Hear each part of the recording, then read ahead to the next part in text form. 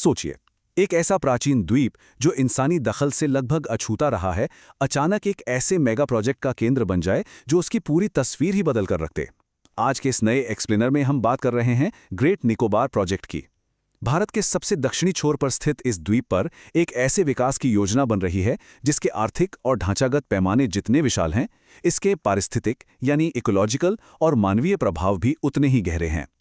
आज हम बिना किसी पक्षपात के सिर्फ डेटा और तथ्यों के आधार पर इस प्रोजेक्ट के हर पहलू को समझेंगे और इस संभावित इकोलॉजिकल कैस्केड का विश्लेषण करेंगे। तो आइए फटाफट देखते हैं कि आज हम किन किन चीजों को कवर करने वाले हैं। हमारी चर्चा मुख्य रूप से 6 बिंदुओं पर होगी। प्राचीन इकोसिस्टम, प्रस्तावित मेगा प्रोजेक्ट, वहां के प्राचीन जंगलों का भविष्य, मूंगा चट्टानें और कछुओं पर असर, वहां रहने वाली शोम्पेन जनजाति और अंत में वो रणनीतिक बहस जो इस पूरे प्रोजेक्ट का आधार है। चलिए सबसे पहले बात करते हैं पहले पॉइंट की, the ancient island ecosystem. Great Nicobar की जड़ें प्रागैतिहासिक काल से जुड़ी हैं, एक ऐसी दुनिया जो हजारों लाखों सालों से अपने प्राकृतिक रूप में संरक्षित है। अब जरा इस बात पर गौर कीजिए, लेदरबैक समुद्री कछुए, ये 66 मिलियन साल पहले तब भी बच गए थे जब एक एस्टेरॉयड धरती से टकराया था और डायनासोर हमेशा के लिए खत्म हो गए थे। इन्होंने हिमयुग देखे, महाद्वीपों को खिसकते हुए देखा और आज ग्रेट निकोबार का गलाथिया बे इन लुप्तप्राय कछुओं का भारत में सबसे बड़ा नेस्टिंग ग्राउंड है। विडंबना देखिए, जो जीव इतने बड़े वैश्विक विनाश से बच निकले, उन्हें आज अपने ही घर में एक अभूतपूर्व आधुनिक खतरे का सामना करना पड़ रहा है। तो आखिर ये आधुनिक खतरा है क्या? यहीं से हम आते हैं अपने दूसरे पॉइंट पर, द मेगा प्रोजेक्ट प्रपोज्ड, एक ऐसी सरकारी बुनियादी ढांचा पहल जो इस शांत द्वीप को पूरी तरह से बदलने का इरादा रखती है। 81,000 करोड़ रुपए। जरा इस नंबर को सिंक इन होने दीजिए। ये कोई छोटा मोटा निर्माण कार्य नहीं है। ये आंकड़ा इस प्रस्तावित मेगा प्रोजेक्ट के भारी भरकम वित्तीय पैमाने को दर्शाता है। इसका सीधा सा मतलब है कि पूरे द्वीप का कायाकल्प करने की तैयारी है। इस 81,000 करोड़ के भारी बजट से मुख्य रूप से 4 चीजें बनेंगी।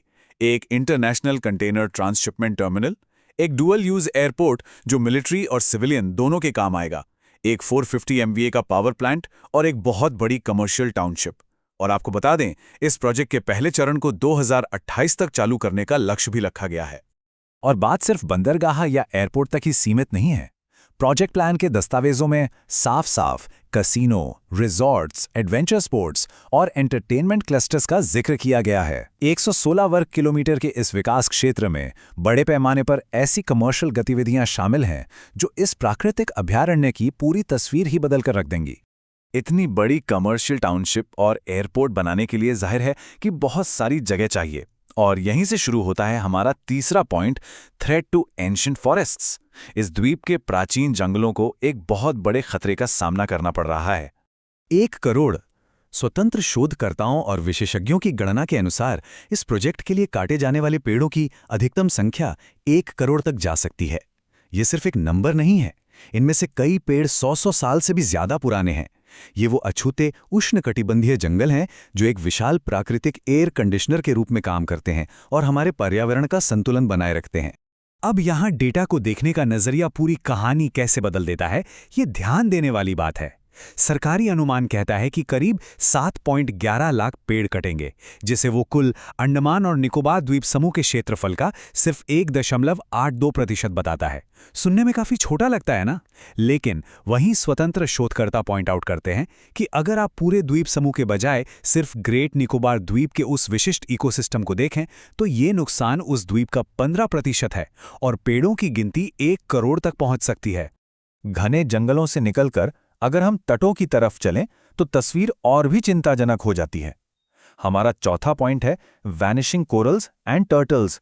16,150 ये उन मूंगा चट्टानों यानी कोरल कॉलोनीज की सटीक संख्या है जिन्हें इस विकास के कारण नष्ट किया जाएगा। आधिकारिक तौर पर यह कहा गया है कि इन्हें दूसरी जगह रीलोकेट कर दिया जाएगा, लेकिन वैज्ञानिक समुदाय का तर्क है कि कोरल रीफ्स को एक जगह से दूसरी जगह ले जाना अभी विज्ञान में अप्रमाणित है। इस बात की कोई गारंटी नहीं है कि ये नई जगह पर जिंदा रह भी पाएंगे या नहीं।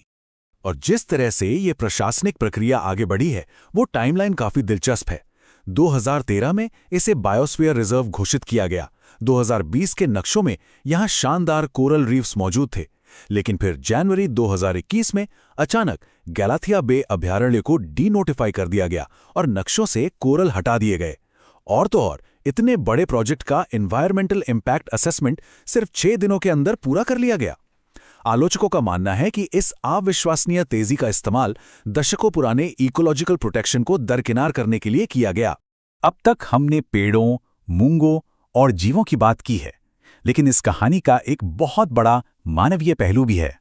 5वां point, danger to Shompen tribe. बाहरी और स्थानीय आबादी के बीच का ये कंट्रास्ट देखिए। प्रस्तावित टाउनशिप में करीब 3.5 से 6.5 लाख बाहरी लोगों को बसाने की योजना है।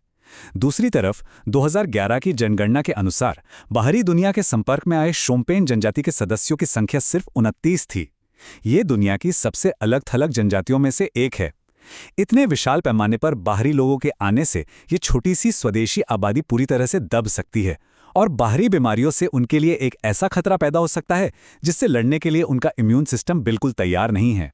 स्थिति कितनी गंभीर हो सकती है, इसका अंदाजा इसी बात से लगाया जा सकता है कि 13 देशों के अंतर्राष्ट्रीय जिनोसाइड विशेषज्ञों ने स्पष्ट चेतावनी दी है कि ये प्रोजेक्ट इस जनजाति के लिए एक मौत की सजा के समान होगा।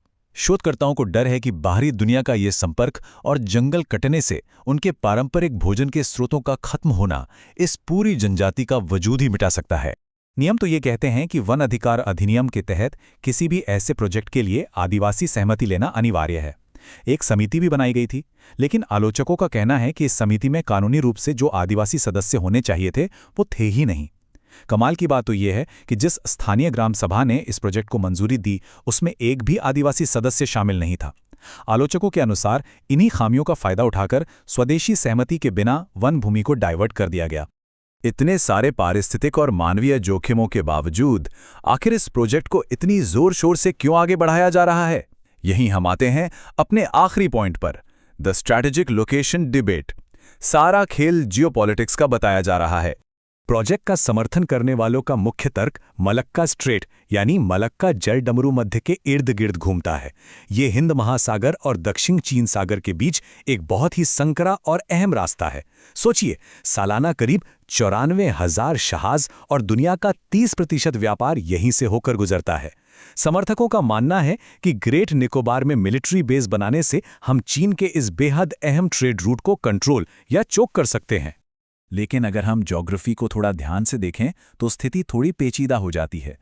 ग्रेट निकोबार असल में अंडमान सागर में है, जो मलक्का स्ट्रेट के प्रवेश द्वार से करीब 200 से 300 किलोमीटर दूर है। इस रास्ते का जो असली चौक पॉइंट है, यानी सबसे संकरा हिस्सा जो सिर्फ 2.8 किलोमीटर चौड़ा है, वो काफ़ी आगे सिंगापुर के पास स्थित है।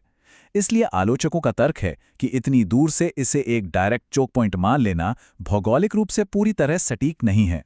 और दूसरी तरफ डेटा ये भी दिखाता है कि चीन पिछले 20 सालों से चुपचाप नहीं बैठा है। वो मलक्का पर अपनी निर्भरता कम करने के लिए लगातार ऑल्टरनेट रूट्स बना रहा है। म्यांमार पाइपलाइंस के जरिए तेल और गैस मलक्का को पूरी तरह से बाईपास कर रहे हैं। पाकिस्तान के ग्वादर पोर्ट से सीपेक मार्ग एक्टिव है। मध्य एशिया से सीधी सप्लाई चालू है और अब तो आर्कटिक शिपिंग के जरिए पोलर सिल्क रोड को भी प्रमोट किया जा रहा है। तो मलक्का स्ट्रेट पर चीन की जो निर्भरता पहले मानी जाती थी वो अब उतनी पूर्ण नहीं है। तो हमारा आज का ये पूरा एक्सप्लेनर इस एक अहम सवाल पे आके रुक जाता है।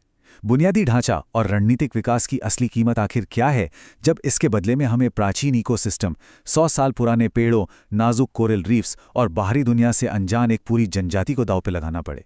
क्या वो अनुमानित रणनीतिक फायदा इस कभी न भर सकने वाले इकोलॉजिकल और मानवीय नुकसान की भरपाई कर सकता है? ये एक ऐसा सवाल है जो हम सबको सोचने पे मजबूर करता है।